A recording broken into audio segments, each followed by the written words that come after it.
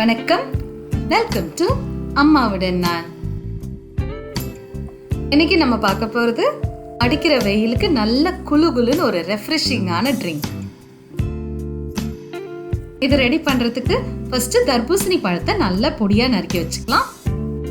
முடிஞ்ச வரைக்கும் பழத்துல இருக்க விதைகளை நீக்கிட்டு சேர்த்துக்கோங்க.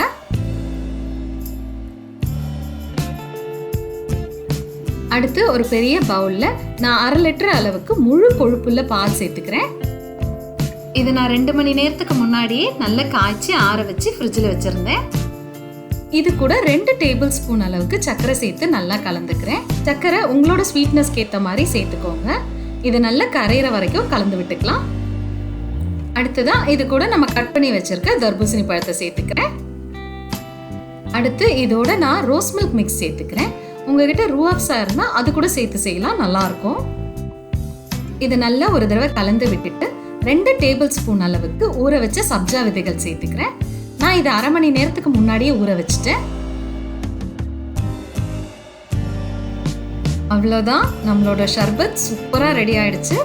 இன்னும் கொஞ்சம் சில்னஸ்க்காக கொஞ்சம் கூட ஐஸ் கியூப் சேர்த்துக்கிறேன். ரோஸ் மில்க் கூட ஃப்ரெஷ்ஷான வாட்டர்மெலன் பீசஸ் ரொம்ப நல்லா இருக்கும்.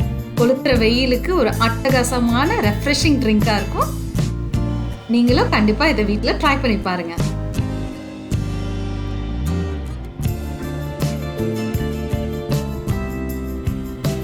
இந்த வீடியோ உங்களுக்கு பிடிச்சிருந்ததுன்னா லைக் பண்ணுங்க, ஷேர் பண்ணுங்க, கமெண்ட் பண்ணுங்க. மறக்காம எங்க சேனலை சப்ஸ்கிரைப் பண்ணுங்க.